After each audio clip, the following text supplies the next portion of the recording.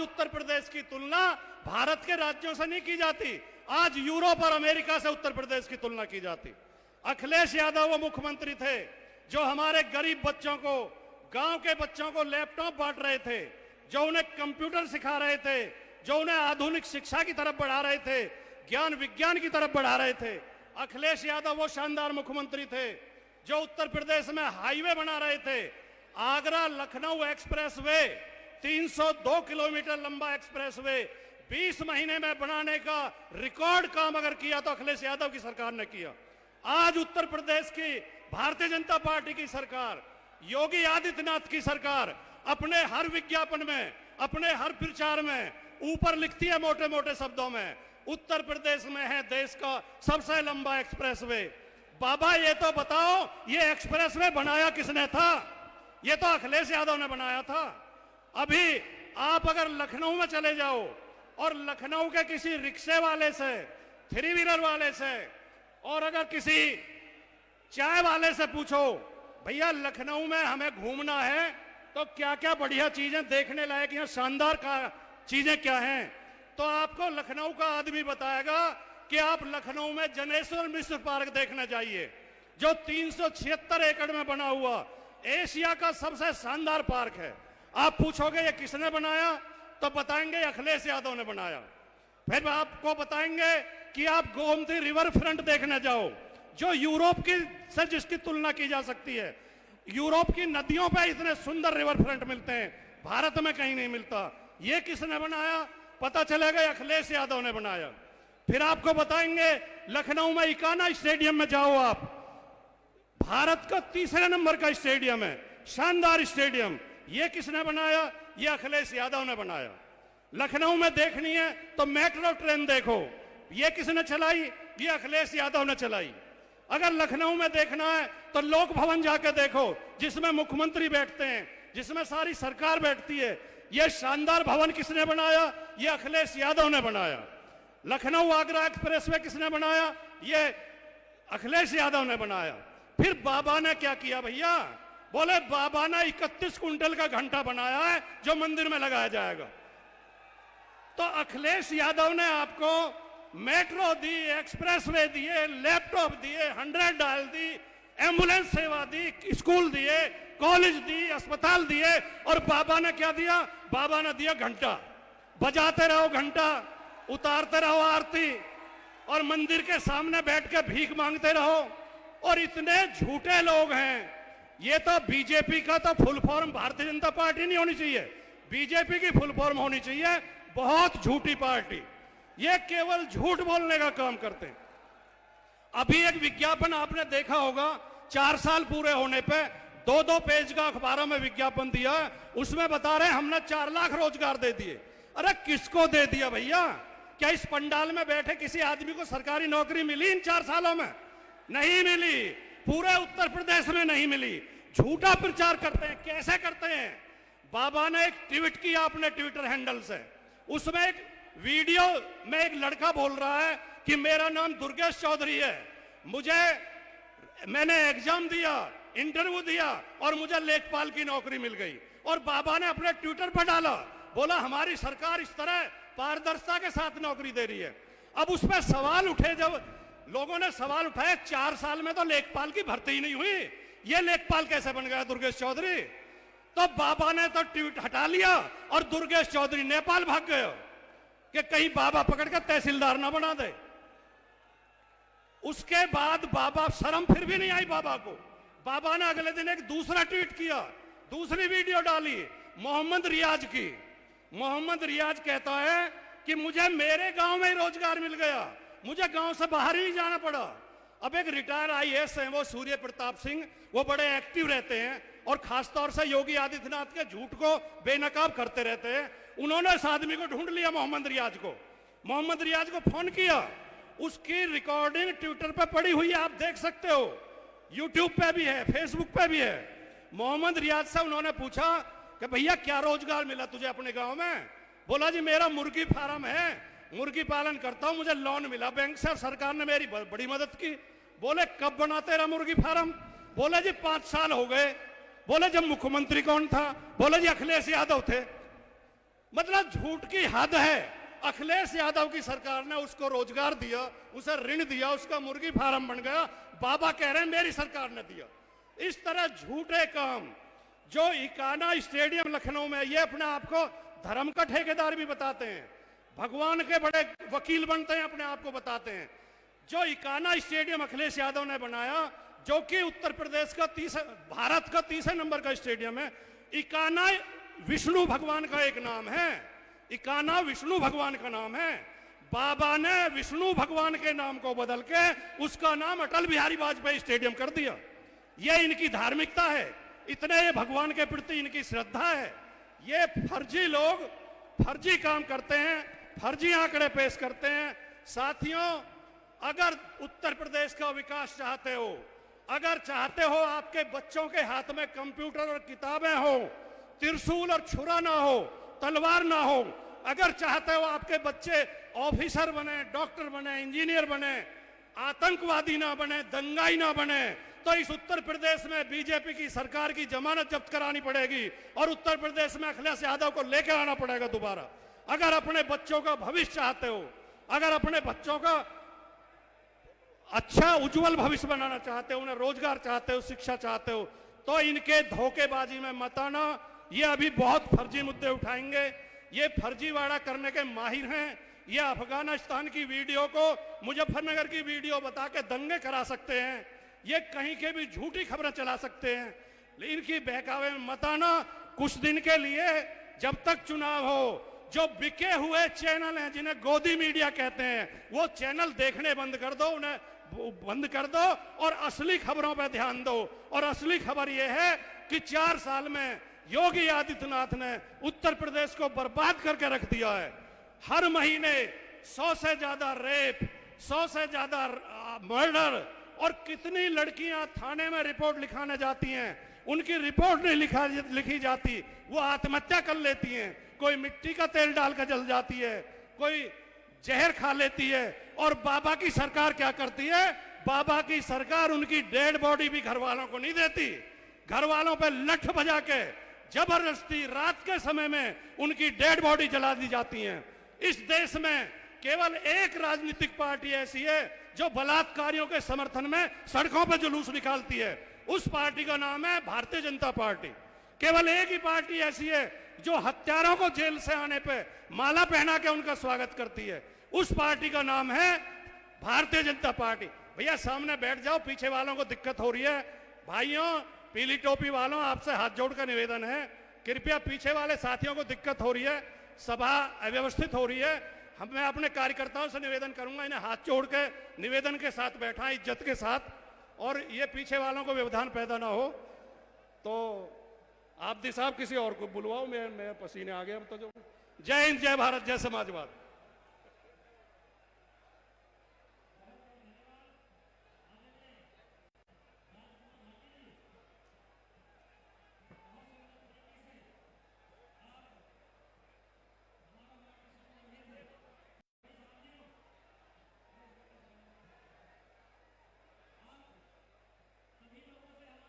भाई देखे शांति बनाए। साथियों, भाई आपसे हमारा विनम्र निवेदन है, क्योंकि मात्र 1-2 मिनट में हमारे बीच में आज के इस कार्यक्रम के हमारे आदरणीय चीफ गेस्ट और उत्तर प्रदेश के पूर्व मुख्यमंत्री माननीय अखिलेश यादव जी हमारे बीच मंच पर विराजमान होने वाले हैं। तो मेरी आपसे हाथ जोड़कर निवेदन है, भाई सभी साथी बैठ जाएं, सभी लोग बैठ जाएं। तब तक के लिए एक छोटा सा देशभक्ति गीत महाशय सतपाल दौसा की आवाज में एक बार जोरदार ताली हो जाए। देखिए, विश्व विख्यात कलाकार महाशय सतपाल दौसा जी आपके बीच आ रहे हैं। भाई एक बार जोरदार ताली हो जाए, जोरदार ताली।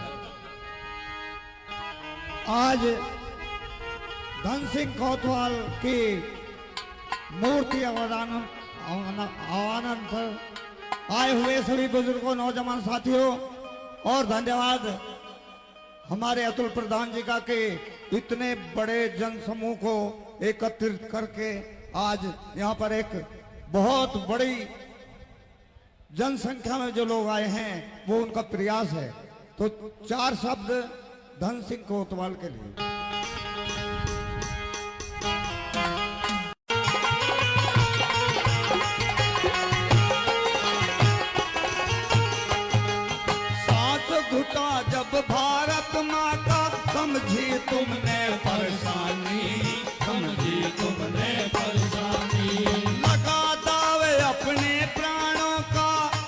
गया दुश्मन के सामने, आ गया दुश्मन के सामने। निर्भय होके गांव 5 दिन लगा दिया सब तन मन धन। कोटि कोटि तुम्हें नमन, कोटि कोटि तुम्हें नमन।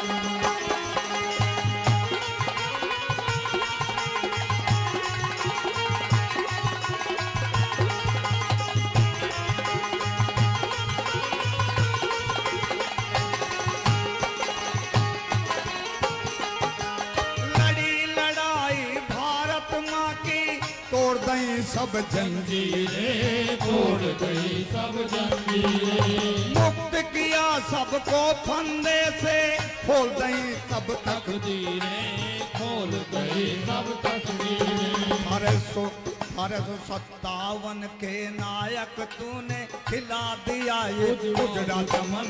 कोटि कोटि तुम्हें नमन, कोटि कोटि तुम्हें नमन।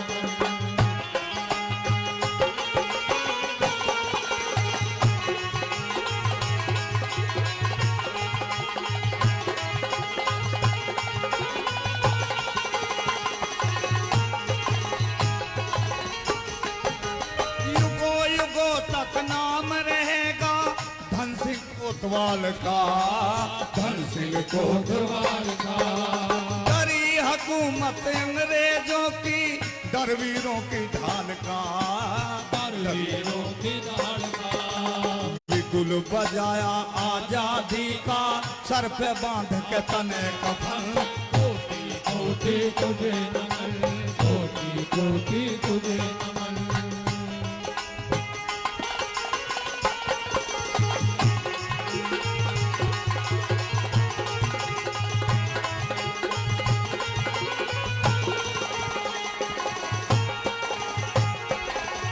और देखिए भाई, देखिए साथियों, जिस महान शख्सियत का हम लोग बड़ी बेसब्री से इंतजार कर रहे थे, हमारे बीच में अरे क्या हो रहा है?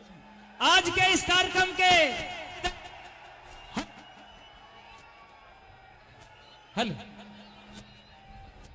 हेलो हेलो हेलो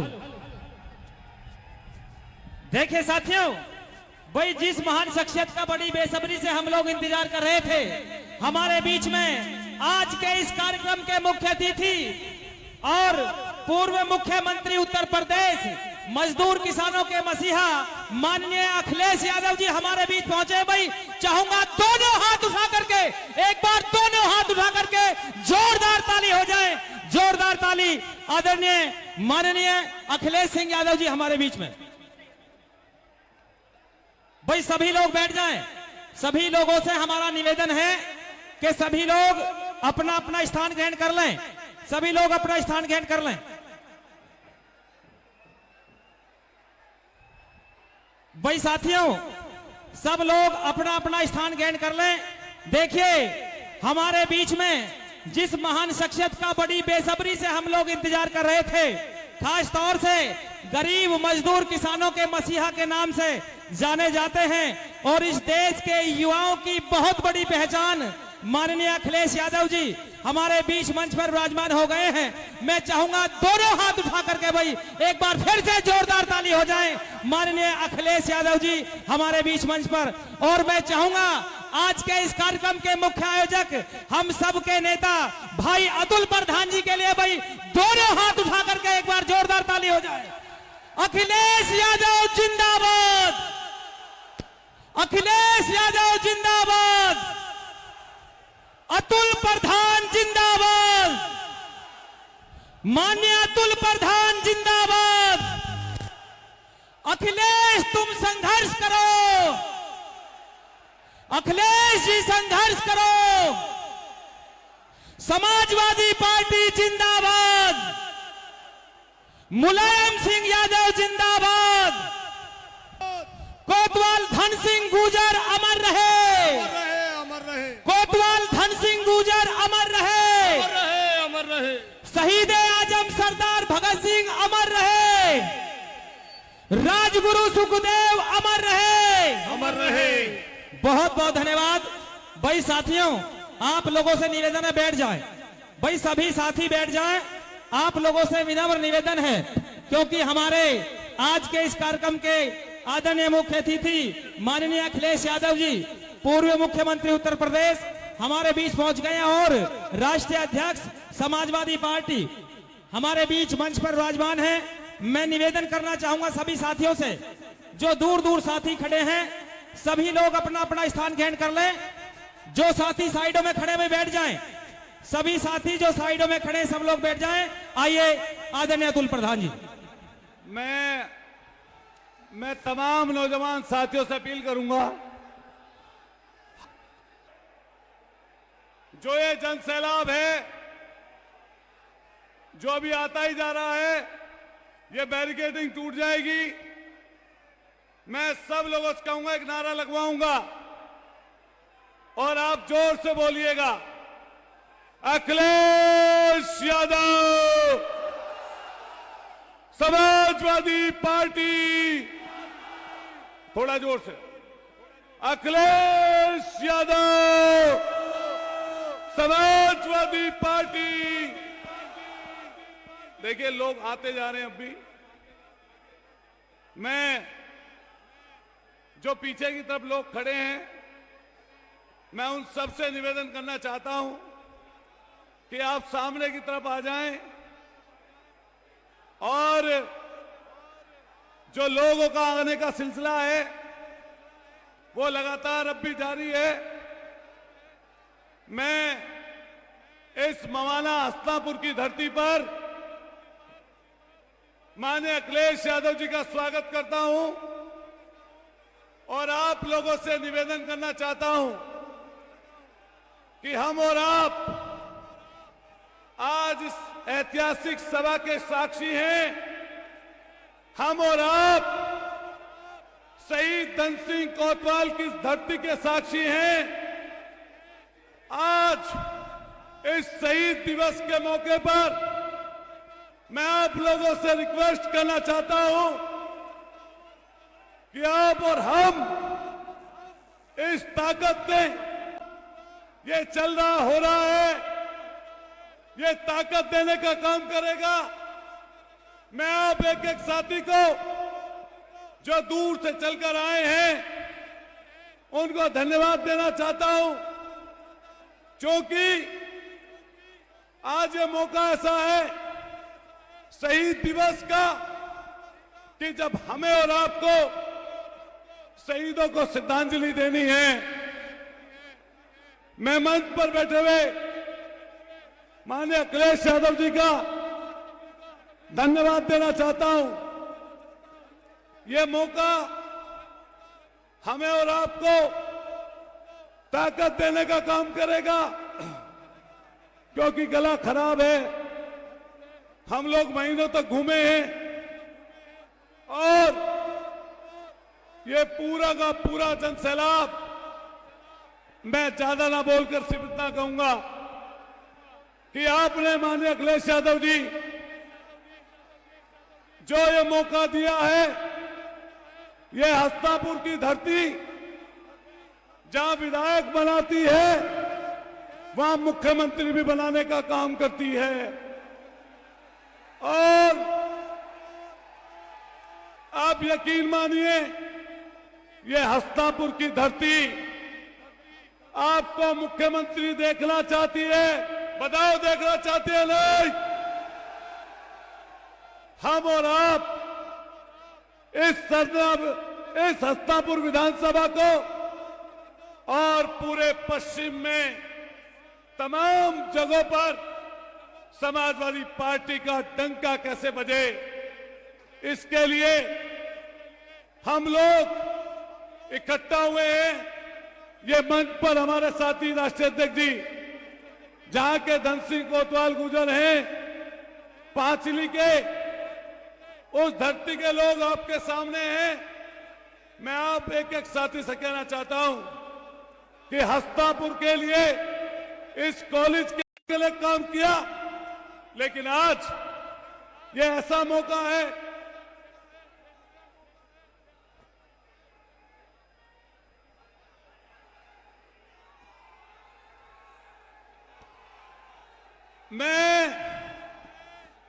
ये लोग जितने खड़े हैं, पत्रकार साथी यहां पर खड़े हैं, ये वो शख्स हैं जिन्होंने उंगली पकड़कर 28 साल की उम्र में आपके बेटे, आपके भाई को एमएलए का टिकट दे दिया, सड़क से उठाकर इस जगह तक पहुंचा दिया, सड़क से उठाकर। यह वो शख्स है, जब चुनाव अतुल प्रधान हार भी गया, जब मैं चुनाव हारा, उसके बाद यूथ का प्रदेश का अध्यक्ष बना दिया। एक कोई मेरठ की धरती का व्यक्ति, कोई नौजवान, कोई गरीब ये बताए कोई बेईमानी, कोई गलत काम, लेकिन जो इन्होंने दिया, प्रदेश का अध्यक्ष बनाया। ये सीमा प्रधान बैठी है, सीमा प्रधान, इनको जिला पंचायत का अध्यक्ष बनाया, बनाया नहीं बनाया बताओ। और जब बनाया जब एमएलए का चुनाव हम हार गए थे, उसके बाद भरोसा नहीं टूटा, फिर एमएलए का टिकट दिया, हम फिर हार गए। लेकिन आज फिर यहां धन सिंह कोतवाल गुर्जर की मूर्ति के अनावरण पर और इस गुर्जर कॉलेज के ताकत देने के लिए, इस पश्चिम को ताकत देने के लिए नौजवान साथियों, आज अखिलेश यादव जी फिर आप समाज के बीच में आ जाए हैं। बेशक कोई हमें छोड़कर चला गया, आगरा में मंत्री बना दिए, 25,000 वोटों पर एमएलसी बनाकर मंत्री बना दिए रामसगल गुर्जर। उसके आगे बढ़िए, नरेंद्र भाटी जी 7 में चुनाव हारे, 12 में हारे, 9 में हारे लोकसभा, फिर 12 में हारे, लेकिन मंत्री बना दिया। तब भी सोचा कि कुछ और बढ़ा दे दें, 14 का फिर एमपी का चुनाव लड़ाया, उसमें हार गए। उसके बाद माननीय राष्ट्रीय अध्यक्ष जी, एक मिनट, उसके बाद उन्हें एमएलसी बना दिया वहीं से। और एक आए थे बड़े आदमी, हालांकि बड़े नहीं हैं, पार्टी का सबसे बड़ा दूसरे नंबर का पद राष्ट्रीय महासचिव, और राज्यसभा देश की आजादी के बाद नहीं मिल पाई समाज को, लेकिन राज्यसभा का एमपी बना दिया नोएडा से। सुरेंद्रनगर को छोड़कर चले गए। यही बराबर में शामली में ताकत देने का काम किया। वीरेंद्र सिंह जी चुनाव हार गए, उनके बेटे को जिला पंचायत का अध्यक्ष बनाया और एमएलसी बना दिया, एमएलसी। और इस मेरठ की धरती पर अगर ताकत देने का किसी ने काम किया तो ये शख्स बैठे हैं जिन्होंने हमारे समाज को ताकत दी है, ताकत देने का काम किया। और ऐसे अनगिनत पद हैं, जिलाध्यक्ष, तमाम चीजें दे दी। लेकिन मैं आपसे भरोसा चाहता हूं दोस्तों, साथियों, क्या भरोसा टूटेगा तो नहीं? हत्तापुर के लोगों, एक बार हाथ खड़े करके बता दो, पीछे तक हाथ खड़े करके बता दो कि अखिलेश यादव जी मुख्यमंत्री बनने जा रहे हैं। बताओ, हत्तापुर को जिता दोगे? मेरे गुर्जर भाइयों सहित हिंदू और मुसलमान, सैनिक, कश्यप, ठाकुर, जाट, तमाम बिरादरी के लोगों से पूछना चाहता हूं, इस मंच के लोगों से पूछना चाहता हूं, यह हस्तापुर की धरती क्या बनाएगी मुख्यमंत्री अखिलेश यादव जी को? मैं अखिलेश यादव जी से कहना चाहता हूं कि मरते दम तक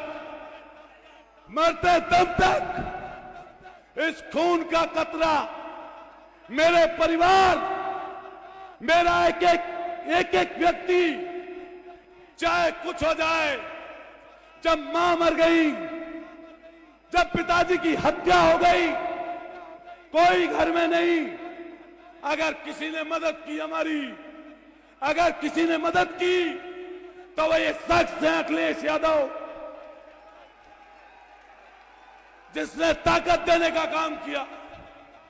कुछ चूक कुछ चीजें होती रहती हैं, साफ षड्यंत्र बहुत षड्यंत्र हैं, लेकिन हम इतना वादा करते हैं, साफ जी जान से अपने परिवार, और हम जिसको भी आपके साथ जोड़ेंगे, ये योगेश वर्मा जी यहां पर बैठे हैं, हम जिसको भी आपसे जोड़ेंगे पार्टी की ताकत बढ़ाने के लिए जोड़ेंगे। पार्टी हल्की हो, हम हल्के होंगे। आप मुख्यमंत्री थे, हम तो विधायक नहीं थे, लेकिन हम जानते हैं 540 करोड़ की सड़क, छोटा काम बड़ा काम, एक भी कोई ऐसी चीज नहीं जो आपने ना दी हो। मैं लोगों से कहूंगा, मंच पर बैठे हुए नेतागणों से भी कहूंगा कि जब जब मौका आएगा, जब जब चीजें आएंगी, हम विश्वास दिलाते हैं, हम खून का कतरा बहा देंगे। और किसानों, नौजवानों और बड़े बुजुर्गों, ये जनसैलाब जो दूर तक है, इकट्ठा है, मैं आपको धन्यवाद देना चाहता हूं जो हमारे बुलावे पर यहां तक पहुंचे। महीनों से जो लगे हैं, मैं उनको धन्यवाद देना चाहता हूं। और हमसे साहब कोई चूक हो जाए तो आपसे हम लोग माफी चाहते हैं। और मैं तमाम जो लोग पीछे तक बैठे हैं, खड़े हैं, जो पीछे की तरफ हजारों की तादाद में हैं, मैं सबसे कहूंगा कि माननीय राष्ट्रीय अध्यक्ष जी आपके बीच में हैं। मैं उनसे पहले स्वामी ओमेश जी जो बिजनौर से चल के आए हैं, पूर्व के मंत्री हैं, वो आपके बीच में हैं। हमारे साहब, एक छोटी सी रिक्वेस्ट है साहब, तमाम लोग मोमेंट पर वो लेकर खड़े हैं, हाथापाई होगी, पुलिस का एक आदमी आपको नजर नहीं आएगा जी। सब रास्ते में जाम लगा पड़ा है, सारे रास्तों में जाम है। और अगर साहब यहां नहीं हो पाएगी मुलाकात तो साहब बाद में बुला के ले लीजिएगा, बुला लेंगे। स्वामी ओमेश जी अब हमारे बीच में आएंगे। मैं सबसे मैं कहूंगा जब माने ओमेश जी बोले, चौधोरदार ना लगाइए, अखिलेश यादव, दो हाथ खड़े करके बोलिए, अखिलेश यादव, अखिलेश यादव, समाजवादी पार्टी। आइए ओमेश जी।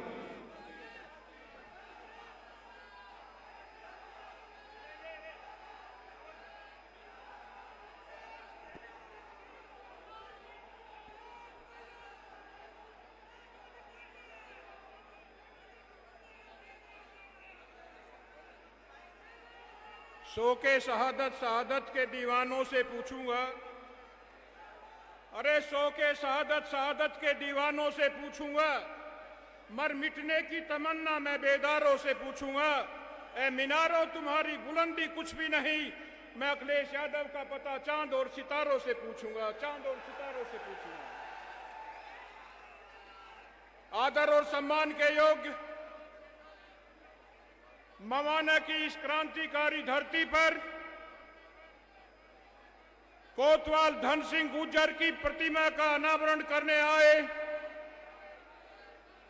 हम सबके नेता, करोड़ों करोड़ों किसान, मजदूर, अल्पसंख्यक, मजलूम, बेसहारा, बेजवान के हृदय की धड़कन, उत्तर प्रदेश के भावी मुख्यमंत्री माननीय अखिलेश यादव जी, मंच पर उपस्थित समाजवादी पार्टी के सभी सम्मानित मेरे बहुत आदरणीय नेतागण, मेरे सामने खड़े हुए किसान, गरीब, मजदूर, अल्पसंख्यक, लाखों लाखों की संख्या में उपस्थित हुए, मैं आप सभी को सादर प्रणाम करता हूं, आपको नमन करता हूं।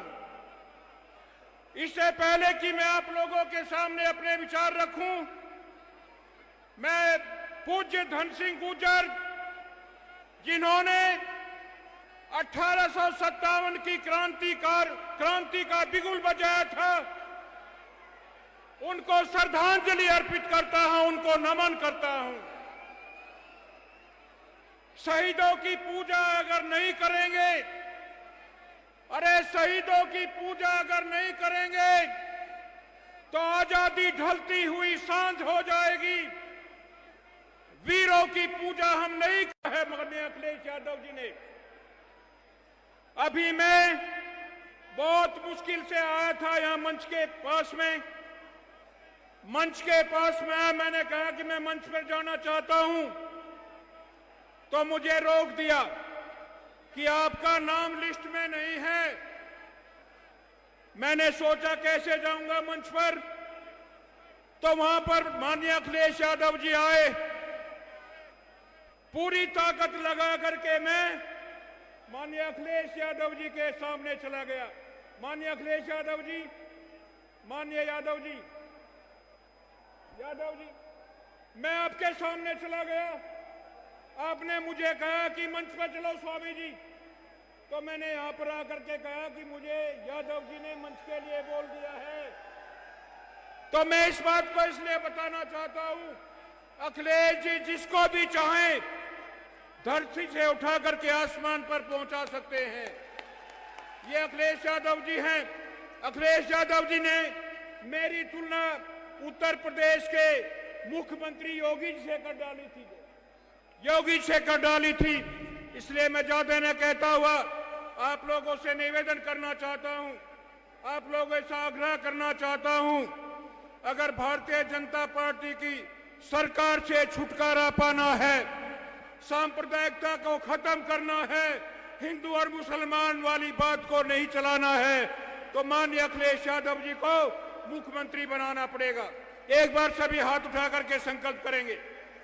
आज हम सभी बोले, आज हम सभी ईश्वर को, खुदा को साक्षी मानकर संकल्प करते हैं कि 2022 में माननीय अखिलेश यादव जी को मुख्यमंत्री बनाने का काम करेंगे।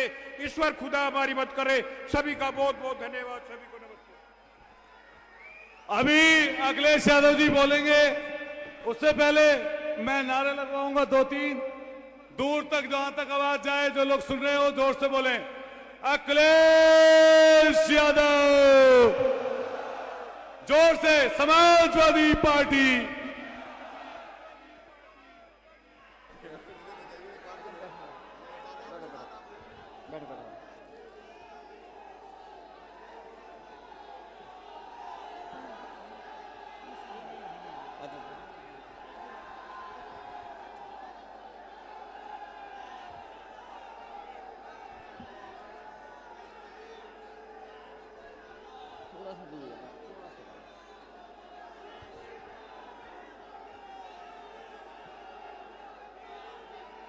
मंच पर उपस्थित समाजवादी पार्टी के बड़ी संख्या में नेतागण, मंच पर उपस्थित हमारे बाईं तरफ बैठे थे स्वामी अमरेश जी, मंच पर समाजवादी पार्टी के सभी संगठन के, क्योंकि नाम लेना बहुत मुश्किल है, सभी जिले के जिलाध्यक्ष, सभी पूर्व विधायक, पूर्व मंत्री, पूर्व सांसद, यूथ के सभी पदाधिकारी और बड़ी संख्या में जो इस मंच पर उपस्थित हैं, सभी हमारे नेता, बाईं तरफ बहुत जिम्मेदार लोग हमें दिखाई दे रहे हैं, सभी हमारे कार्यकर्ता साथी जो बाएं मंच पर हैं, दाएं हाथ में भी एक मंच बड़ा बना है, सभी समाजवादी साथी और इस सभा में शहीदों को सम्मान देने वाले यहाँ बड़ी संख्या में उपस्थित हमारे आदरणीय बुजुर्ग, किसान भाई, बड़ी संख्या में अल्पसंख्यक नौजवान साथी, पत्रकार बंधुओं, मैं सबसे पहले नवजीवन किसान डिग्री कॉलेज की सभी प्रबंधक समिति के, जिसमें आदरणीय करतार सिंह जी, जगवीर सिंह जी, आदरणीय ऋषिपाल जी, उनका मैं बहुत बहुत धन्यवाद और आभार प्रकट करता हूं कि जिन्होंने मुझे मौका दिया है यहां आने का, और साथ ही साथ इस कार्यक्रम के मुख्य संयोजक अतुल प्रधान को मैं बहुत बहुत बधाई देना चाहता हूं कि आज के कार्यक्रम में जहां हम सब इकट्ठे हुए हैं, 23 मार्च के दिन जब हम अपने ही बीच के क्रांतिकारी शहीद कोतवाल धन सिंह जी गुजर जी को याद कर रहे हैं, वहीं हम समाजवादी पार्टी के लोग डॉक्टर राम मनोहर लोहिया जी को याद कर रहे हैं। अगर आज आजाद हुआ है हमारा भारत, तो वही 1857 की जो लड़ाई, जहां मंच पर 3 तस्वीरें लगी हैं, ये तो हैं ही तीनों, लेकिन लाखों लाख लोगों ने जीवन दिया है। अगर हम याद करें कि किस तरीके से आजादी की लड़ाई लड़ी गई, तो 1857 मेरठ जहां से लड़ाई शुरू हुई, और उस लड़ाई में अगर हमारी कामयाबी मिल जाती तो शायद हमें बहुत सारे अपने लोगों को खोना नहीं पड़ता।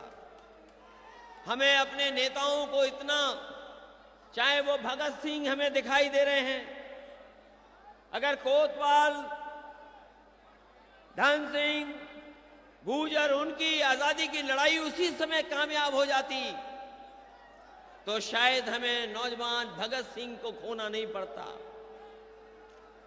आज जब हम कोतवाल धन सिंह गुजर को याद कर रहे हैं, वहीं राम मनोहर लोहिया जी को याद कर रहे हैं, भगत सिंह को याद कर रहे हैं, और न जाने कितने क्रांतिकारी हैं जिनकी कुर्बानी की वजह से हमें आजादी मिली है। और ये मौका इतना अच्छा है कि हमें जहां अपनी आजादी की लोगों का सम्मान करना है, वहीं हमें यह भी याद रखना है कि जो हालात पैदा हो गए हैं, अगर यही हालात बने रहे हमारे देश और समाज के सामने, तो शायद हमारा देश एक बार फिर गुलामी की तरफ चला जाएगा। जिन्होंने इतिहास के पन्ने पलटे होंगे, इतिहास को जो समझते होंगे, जाना होगा, वो जानते होंगे कि भारत में एक ईस्ट इंडिया कंपनी आई थी। भारत में व्यापार करने के लिए, कारोबार करने के लिए एक ईस्ट इंडिया कंपनी आई थी और इस देश को गुलाम बना दिया।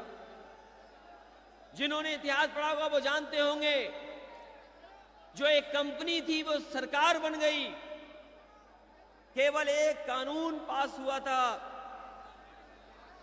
एक कानून पास हुआ, ब्रिटेन में एक कानून पास हो गया उसी समय। एक कारोबार करने वाली कंपनी ईस्ट इंडिया कंपनी सरकार बन गई, और ऐसी सरकार बनी जिसने हमारे देश को गुलाम बना दिया। हमारा हर तरीके से, आर्थिक रूप से, सामाजिक रूप से, राजनीतिक रूप से जितना नुकसान अंग्रेजों ने किया, शायद उतना कभी हमारे भारत का नुकसान नहीं हुआ होगा। आर्थिक रूप से नुकसान हुआ, हमारी जो चीजें थी कारोबार कर करके यहां से लेके चले गए, समाज को तोड़ दिया, समाज को तोड़ने का काम किया, और राजनीतिक ऐसा हस्तक्षेप छोड़ गए हैं कि अगर हमारा देश उस समय गुलाम था, ऐसी संस्थाएं बना दी कि अगर हम लोग बाहर भी निकलना चाहते तो बाहर राजनीतिक रूप से नहीं निकल सकते।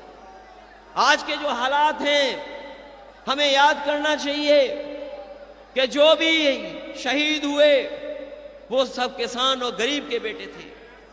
बताओ, कोतवाल धन सिंह किसान के बेटे थे कि नहीं थे? ये जो मंच पे हमारे आपके और नौजवानों के नौजवान दीवाने हैं जिनके, बताओ सरदार भगत सिंह किसान के बेटे थे कि नहीं थे? और आज भी हमारे देश की सेवा करने में किसान लगा हुआ है। आज भी देश की अर्थव्यवस्था को कोई बचा रहा है तो हमारा किसान बचा रहा है। हमारी अगर सीमाओं की कोई रक्षा कर रहा है तो उसी किसान के बेटे, वही नौजवान जो जवान वहां सीमा पर खड़े हैं, वही हमारे देश की रक्षा कर रहे हैं। और देश की हालात कैसे हो गए, आप में से न जाने कितने लोग हैं, तीनों कानून जब लागू हो जाएंगे तो हो सकता है हमारा किसान भी बड़ी बड़ी कंपनियों का गुलाम हो जाए, हमारे किसानों की खेती छिन जाए। इसलिए जरूरी इस बात की है कि जो लड़ाई उस समय लड़ी गई थी, अगर किसान एकजुट हो जाएगा, नौजवान एकजुट हो जाएगा, तो इन तीनों कानूनों के खिलाफ भी लड़ाई जीती जा सकती है। क्योंकि ये कानून ऐसे हैं जो आपकी खेती छीन लेंगे, आपको बर्बाद कर देंगे।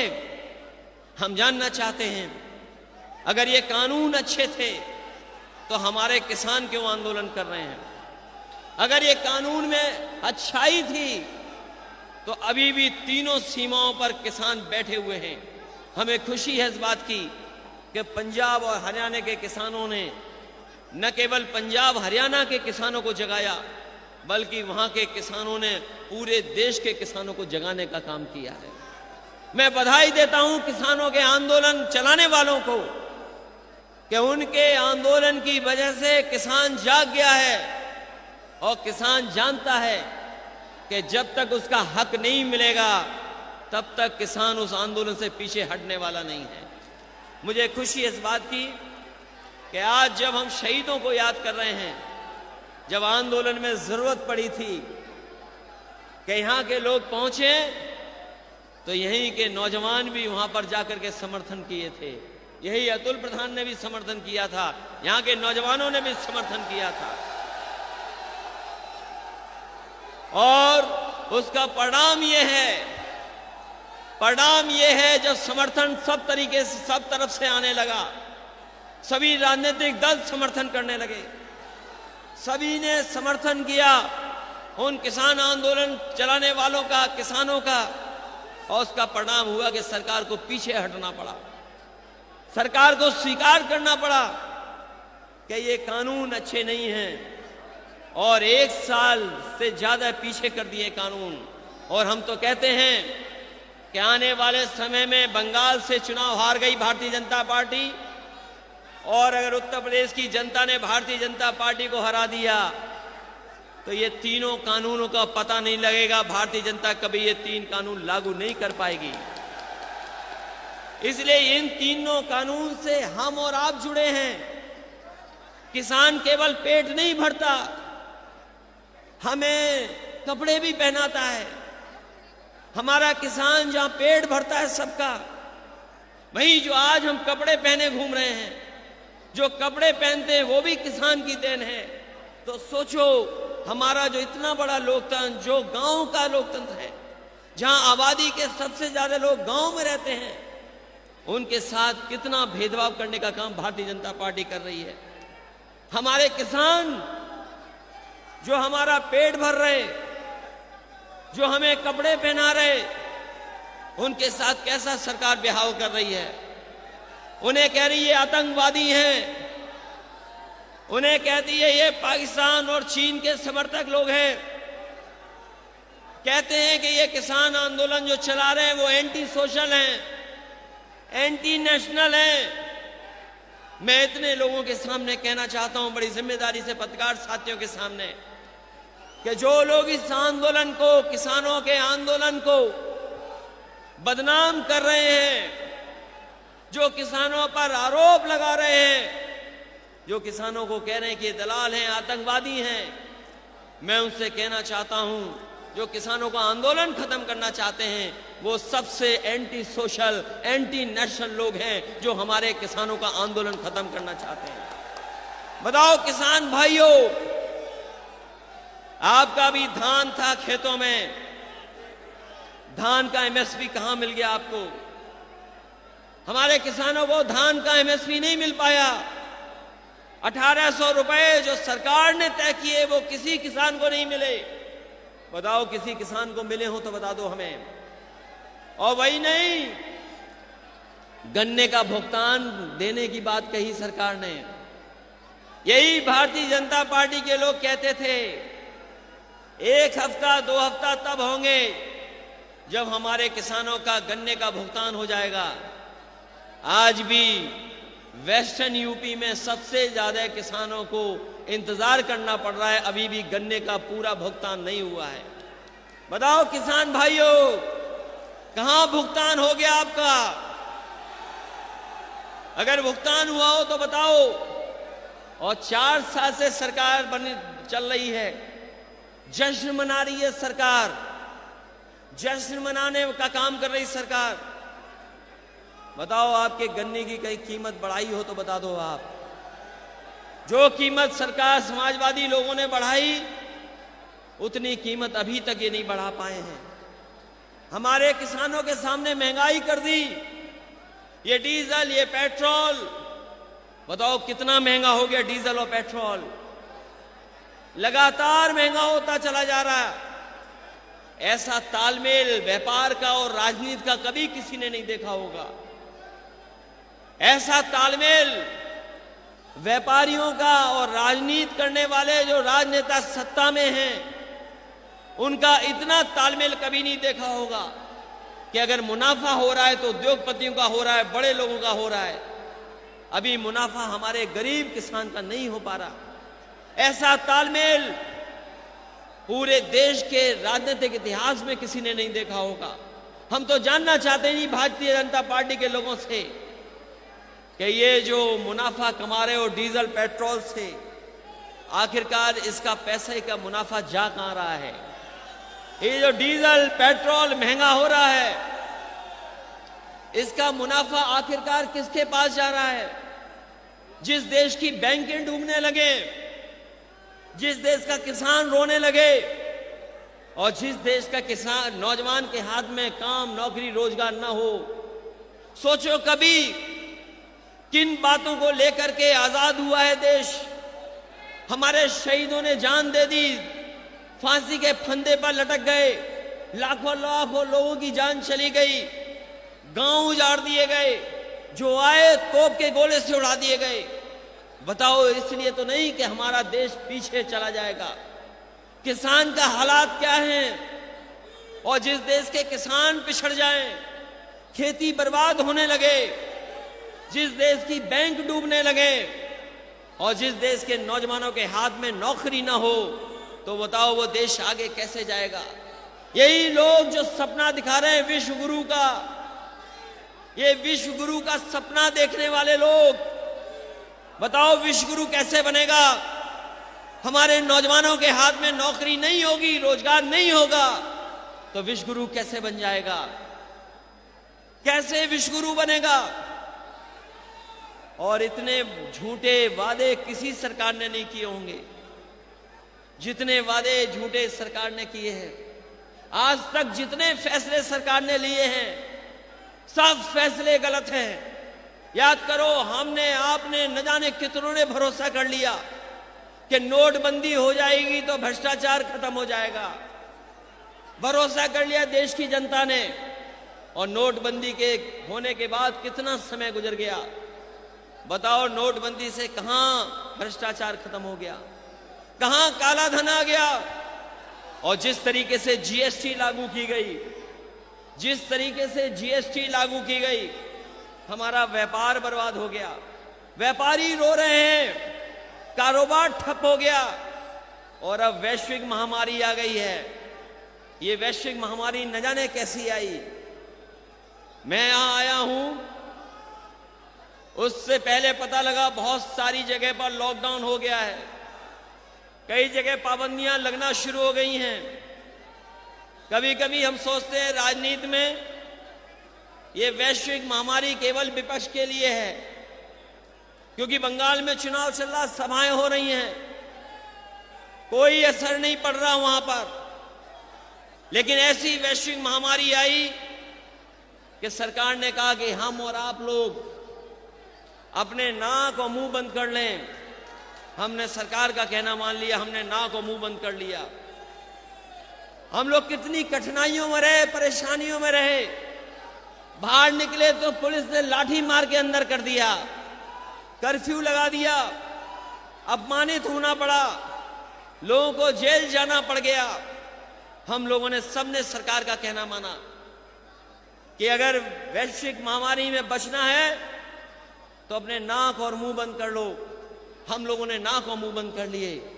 लेकिन इसी दौरान ऐसे 3 कानून पास कर दिए, और पता नहीं क्या कारण है कि धन सिंह गुर्जर जी को याद कर रहे हैं, तो वो 1857 की लड़ाई में सबसे आगे कूद गए थे, उन्होंने लड़ाई को धार दी।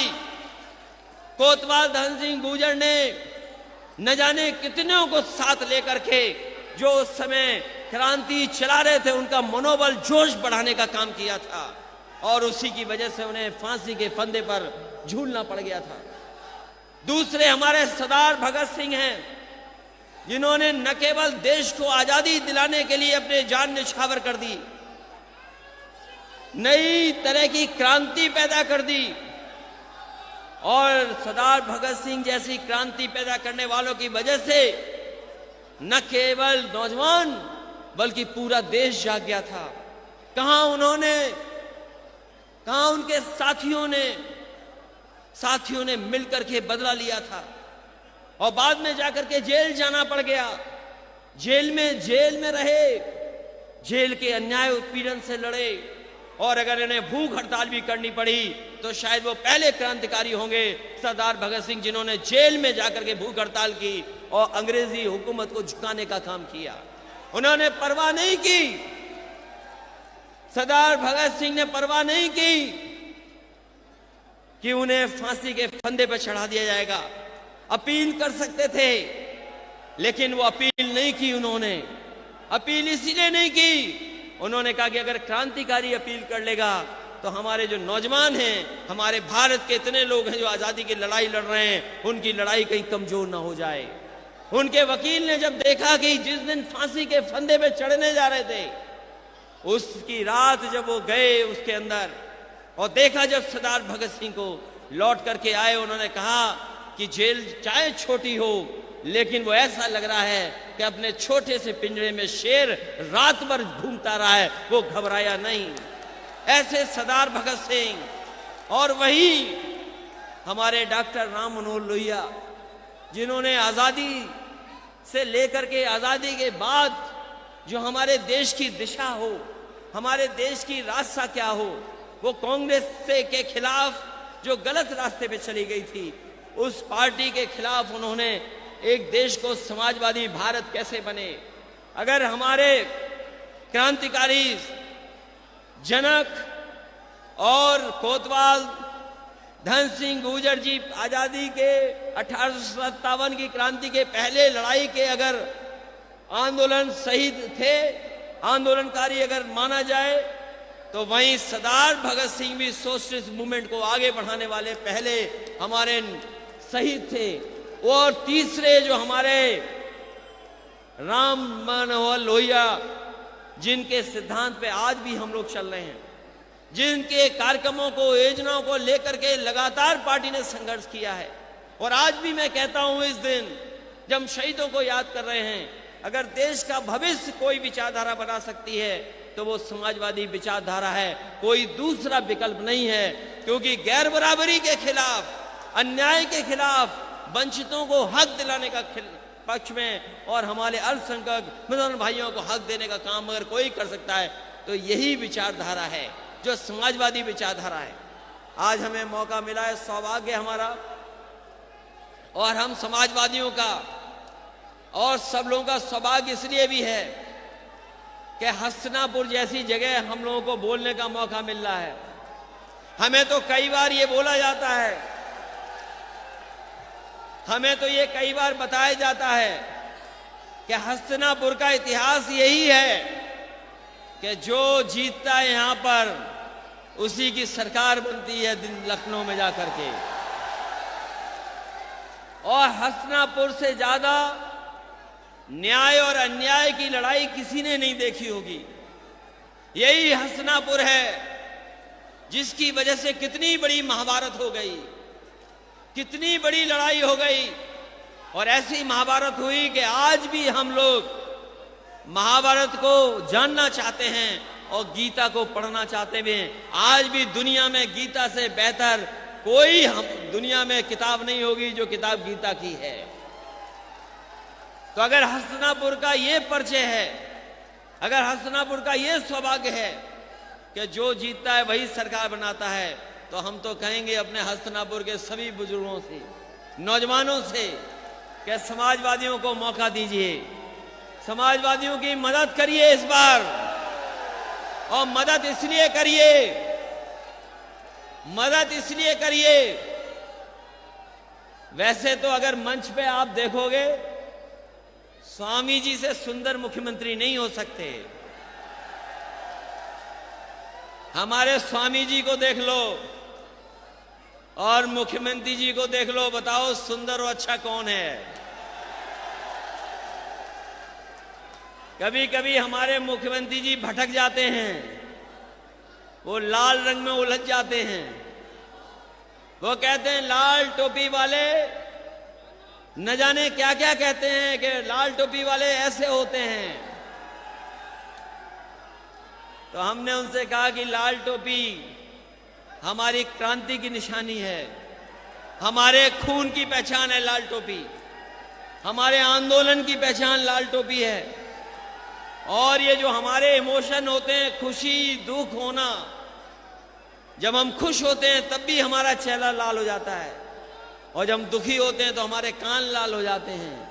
ये हमारे इमोशन का रंग है, और लाल रंग हमारी पहचान है। कोई आज से नहीं पहन रहे हैं लाल रंग, किस जमाने से समाजवादी लोग लाल रंग पहन रहे हैं। और अगर यही बात है कि कौन कैसा लगता है, तो हम तो कहेंगे कि जिसके बाल नहीं होते हैं उस पे लाल टोपी बहुत जमती है। हम तो बाल वाले लोग हैं, हम पे भी जमती है। और अगर तस्वीर रख दोगे सामने दो, एक लाल टोपी वाली और वो वाली जो लाल टोपी के बारे में कुछ कहते हैं, दोनों तस्वीर रख देना, आपको पता लग जाएगा कि गुंडा कौन है और समाजवादी कौन है। इसलिए साथियों, ये हस्तिनापुर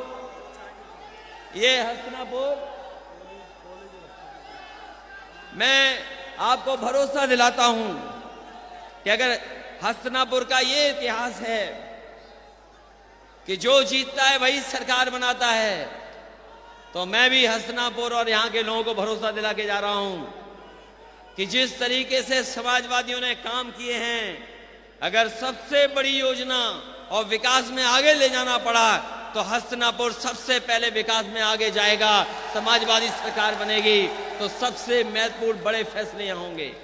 वहीं हम कॉलेज के लोगों को बधाई और धन्यवाद देंगे जिनकी वजह से हमें आने का मौका मिला है। नवजीवन डिग्री कॉलेज के हमारे जितने भी प्रबंधक लोग हैं, जो बुजुर्ग हमसे दिल्ली में भी मिले, हम उन्हें भरोसा दिलाते हैं इस डिग्री कॉलेज को और अच्छा बनाइए और नए नए कोर्स लाइए, क्योंकि समय बदल गया है। आज पढ़ाई की चीजें बदल गई हैं, नए नए कोर्सेज हैं, नए कोर्सों से नई नौकरियां हैं।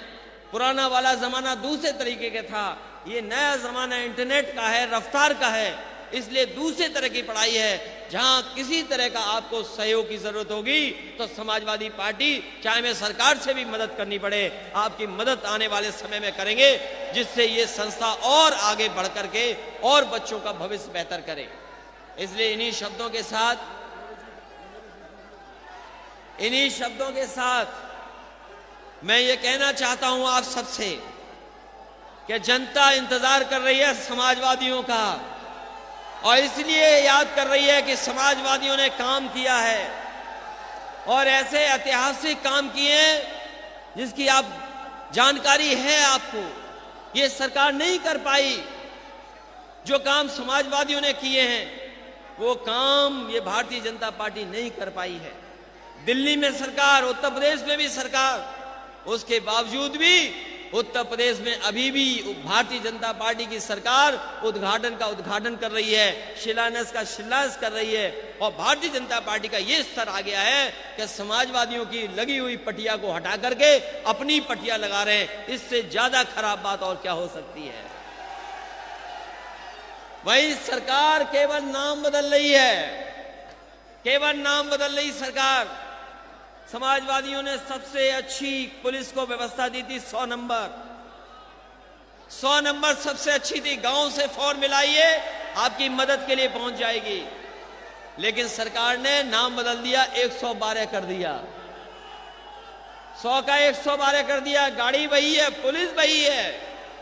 और याद रखना, जितने दुखी आप हो नौजवान, और प्रमोशन भी अगर किसी ने सबसे ज्यादा किए हैं तो तो समाजवादी लोगों ने किए हैं, प्रमोशन कर करके दिखा दिया है कि एक सिपाही भी कहां प्रमोशन पा करके पहुंच सकता है। ये समाजवादियों ने किया। इसलिए आज इस मौके पर जहां महंगाई बढ़ रही है, किसानों की हालत खराब है, दुनिया में हमारी अर्थव्यवस्था नीचे जा रही है, कोई इन्वेस्टमेंट करने आने नहीं चाहता, नौकरी रोजगार है नहीं, और ये हम लोगों को नफरत की राजनीति के रास्ते पे ले जाना चाहते हैं। आज के दिन जब हम सब एक साथ खड़े हैं, जब सबने हमारे लोगों ने मिलकर के देश को आजादी दिलाई है, इस देश को आजादी दिलाने में सबका साथ रहा है, हिंदू मुसलमान सिख सबने मिलकर के इस देश को आजादी दिलाने का काम किया है। आजादी की जब लड़ाई लड़ी गई, कोई जात पात नहीं थी, कोई धर्म नहीं था, हिंदू मुसलमान सिख एक होकर के इस देश को आजादी दिलाने का काम किया। इसी देश के किसानों ने, इसी देश के नौजवानों ने इस देश को आगे बढ़ाने का काम किया। अगर कोई इस देश को पीछे ले जा रहा है तो वो भारतीय जनता पार्टी है। ये नफरत, जात और धर्म की राजनीति में उलझा करके हमें और आपको एक दूसरे के सामने खड़ा करना चाहते हैं। इसलिए हम इस मौके पर जहां हम अपने शहीदों को याद कर रहे हैं, समाजवादियों को याद कर रहे हैं और इतने लोगों से मिलने का मौका मिला है, मैं आप सबको बधाई देता हूं, आपका स्वागत करता हूं कि अगर आप नहीं होते तो शायद इतना शानदार कार्यक्रम नहीं हो पाता, इतना बड़ा सम्मान शहीदों का नहीं हो पाता। इसलिए इतनी बड़ी संख्या में आने पर हम आपको बधाई देते हैं। एक बार कार्यक्रम कैंसिल हो गया, उसके बाद दोबारा हो गया, उसके बावजूद आप लोग आए हैं, मैं आपका धन्यवाद देता हूं। इस प्रबंधक समिति के लोगों का धन्यवाद और एक बार फिर अतुल प्रधान का और उनके सभी सहयोगी साथियों को बहुत बहुत बधाई। इस उम्मीद और इस भरोसे के साथ कि आने वाले समय में सबसे महत्वपूर्ण भूमिका उत्तर प्रदेश की राजनीति में अगर किसी की होने जा रही है तो समाजवादियों की होने जा रही है। आप लोग भी सब भेदभाव भुला करके, सब जाति धर्म के भेदभाव भुला करके, कौन क्या है, कौन कैसा है, इन सब चीजों से ऊपर उठ करके आप मदद करना, और जब मदद करेंगे तभी आपका मजबूत प्रदेश और देश बनेगा। हम लोग समाज को, देश को बनाना चाहते हैं। ये भारतीय जनता पार्टी के लोग समाज को, देश को बांटना चाहते हैं। इन लोगों से बचा लेना, यही अपील करने में आया हूं। बहुत बहुत धन्यवाद। क्या चीज?